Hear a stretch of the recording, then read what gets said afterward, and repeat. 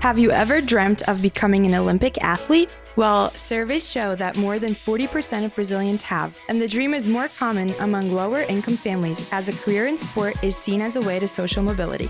However, factors such as lacking financial incentive prevented many from chasing this dream, according to a Serasa Opinion Box survey.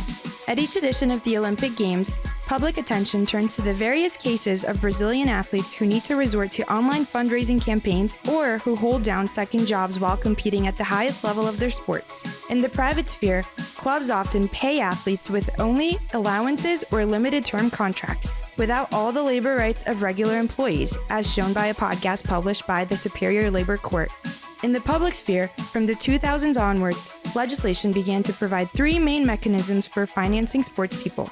A 2001 law allocated 1.7% of the country's public lotteries to the Brazilian Olympic Committee. A 2006 law allowed tax exemptions for funding sports projects, and the Bolsa Atleta, the athlete scholarship program, which has been enforced since 2005 and is considered one of the largest sports supports program in the world.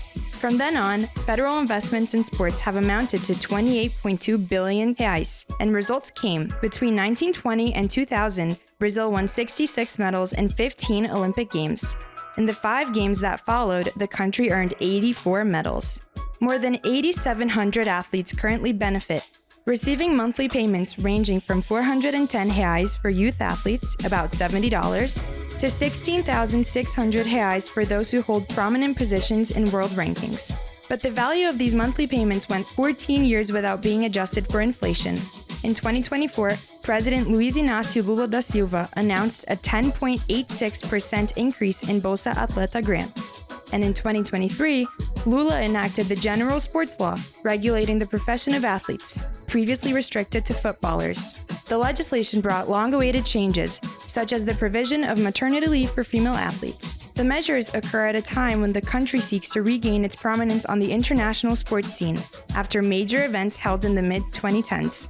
At the Paris Olympics, 98% of the 276 athletes on Team Brazil have received support from Bolsa Atleta at one point in their careers, and 87% still do, according to the Sports Ministry. The Sports Ministry also stated that among the 39 sports with Brazilian representatives, 27 have all athletes receiving scholarships. With funding and sponsorships scarce for Brazilian athletes, the armed forces have become an important source of funding.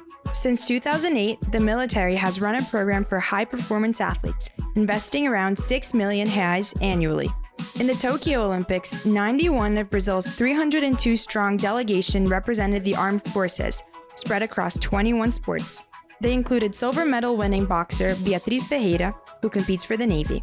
In 2024, the armed forces are taking 98 athletes across 21 sports to Paris. In return for the benefits, armed forces-sponsored athletes usually give a military salute while on the podium. While Brazil is still far from becoming an Olympic superpower like the US or China, beyond the improvements in the financing framework, the Brazilian Olympic Committee increased its prize money by 40% since Tokyo and will pay 350,000 reais to each gold medal winner, 210,000 reais to silver medal winners, and 140,000 reais to bronze medalists. Although those amounts can change for team sports and with some confederations also promising prizes for some disciplines, that doesn't sound like a bad accompaniment for an Olympic medal.